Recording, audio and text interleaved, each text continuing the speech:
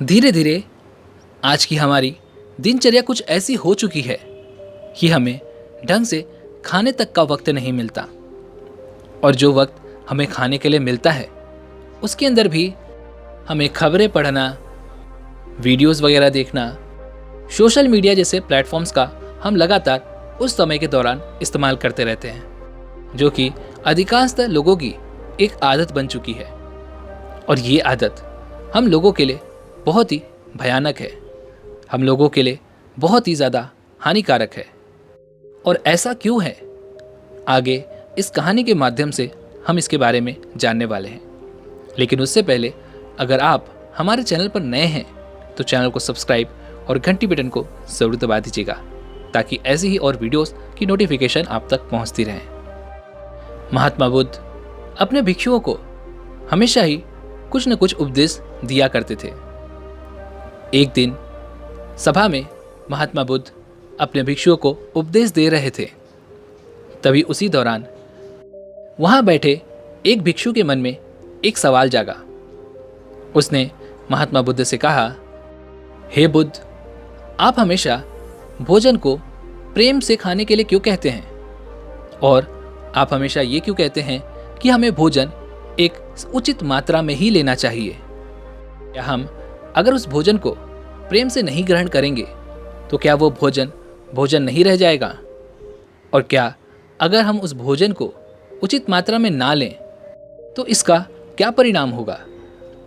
इस पर महात्मा बुद्ध कहते हैं कि हम जैसा भी भोजन लेते हैं उसे हमें प्रेम से ही लेना चाहिए और उचित मात्रा में लेना चाहिए, क्योंकि जैसा हम भोजन लेते हैं हमारे विचार भी ठीक उसी प्रकार होने लगते हैं। महात्मा बुद्ध का कहना यहाँ पर यह है कि एक मनुष्य अपने पूरे जीवन में जो कुछ भी ग्रहण करता है, चाहे वो खाद्य पदार्थ हो या फिर कोई जानकारी, वह उस मनुष्य के जीवन को बहुत ही ज़्यादा प्रभावित करती है। इस पर वह शिष्य महात्मा बुद्ध से कहता है, हे गुरुवर, मैं आपकी बात समझ नहीं पाया, आप क्या कहना चाहते हैं?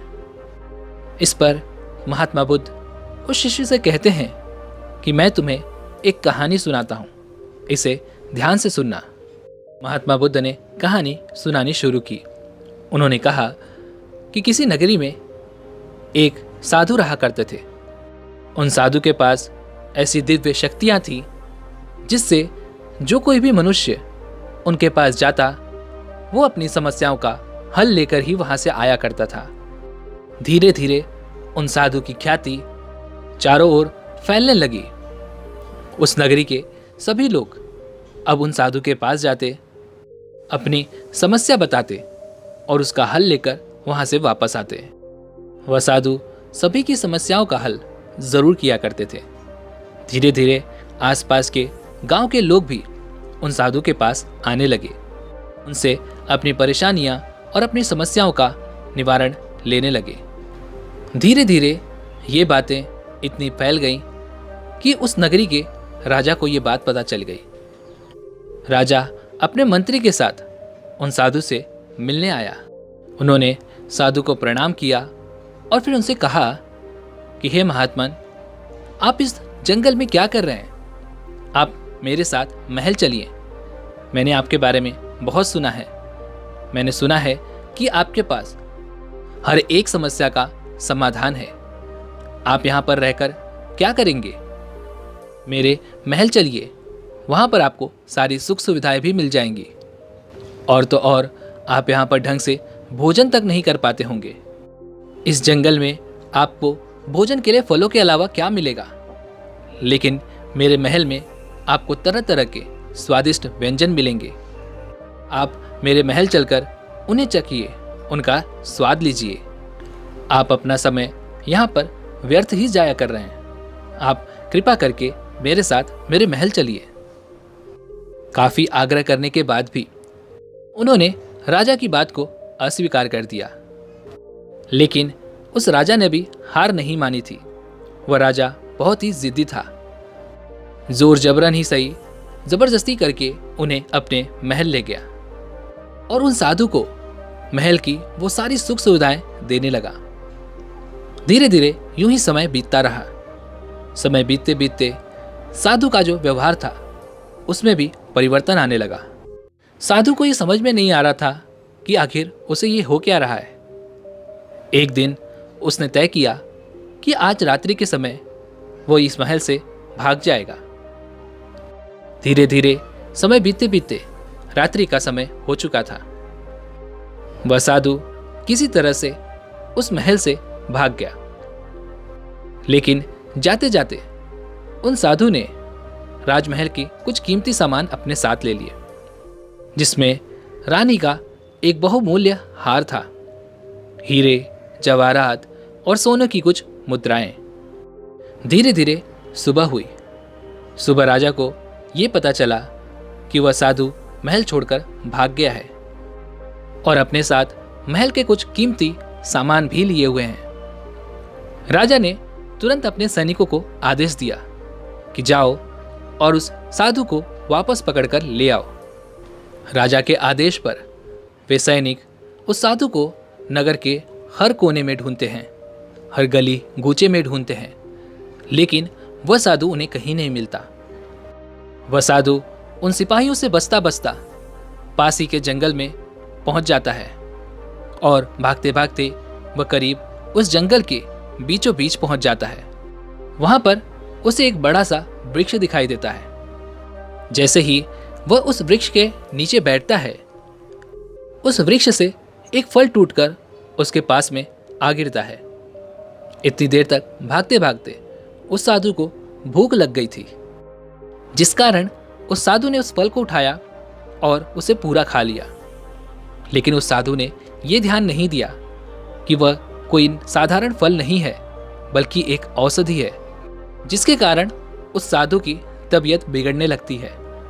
और बिगड़ते बिगड़ते उस साधु की तबीयत इतनी खराब हो जाती है कि उसका शरीर मानो एक लकड़ी समान देखने को मिलने लगता है। और तब उसे एहसास होता है कि मैं भला राजा की इन सोने, हीरे और जवाहरातों का क्या करूंगा। मैं तो एक संत था और यह मेरा स्वभाव नहीं है।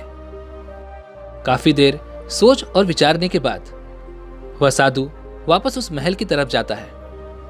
महल पहुंचने पर वह सारा धन राजा को वापस करता है और यह देख वह राजा और आश्चर्यचकित हो जाता है। वह उस साधु से कहता है कि जब तुम्हें वापस आना ही था तो भला तुम इस धन को लेकर भागे ही क्यों? तुम इसका इस्तेमाल अपने जीवन को व्यतीत करने के लिए कर सकते थे।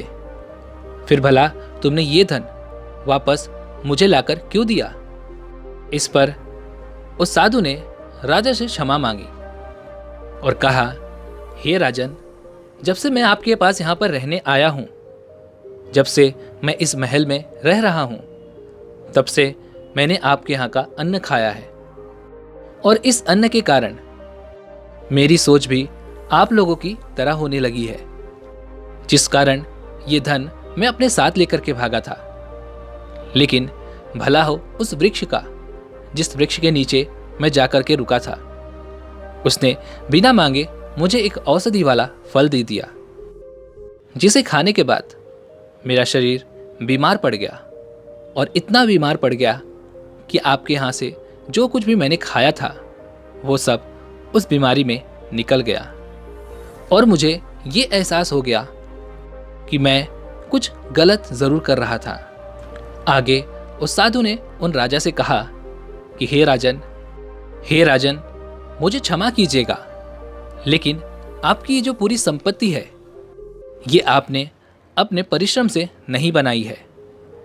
ये संपत्ति आपने या तो किसी से छीनी है या फिर किसी से वसूली है, जिस कारण मेरी बुद्धि भी भ्रष्ट हो गई थी और मैं आप लोगों की तरह सोचने लग गया था, समझने लग गया था और उसी कारण मैंने ये गलती भी की।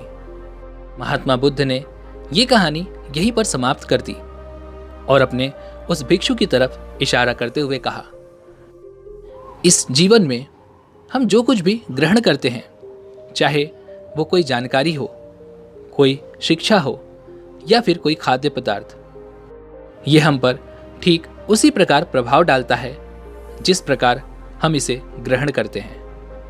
इसलिए मेरी ये बात ध्यान रखना कि जो कुछ भी तुम ग्रहण करने जा रहे हो उसके बारे में तुम्हें पता होना चाहिए कि वो चीज़ कहाँ से आ रही है।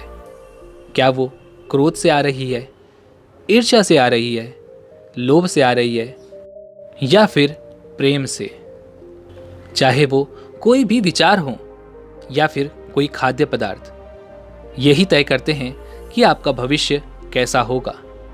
इसलिए जब कभी भी आप कुछ ग्रहण करने जाएं तो उससे पहले इन बातों का ध्यान जरूर रखिएगा। तो दोस्तों, अगर आप भी अपने जीवन में कुछ ऐसी गलतियां कर रहे हैं तो महात्मा बुद्ध की इन बातों को ध्यान में रखकर आप अपनी गलतियों को सुधार सकते हैं। तो अगर आप अपना भविष्य अच्छा और बेहतर बनाना चाहते हैं तो आपको ध्यान रखना होगा कि आप जो ग्रहण करने जा रहे हैं वो चाहे ज्ञान हो या फिर भोजन, वो क्या है, कहाँ से आया है, कैसा है और क्या इसे ग्रहण करना चाहिए या नहीं।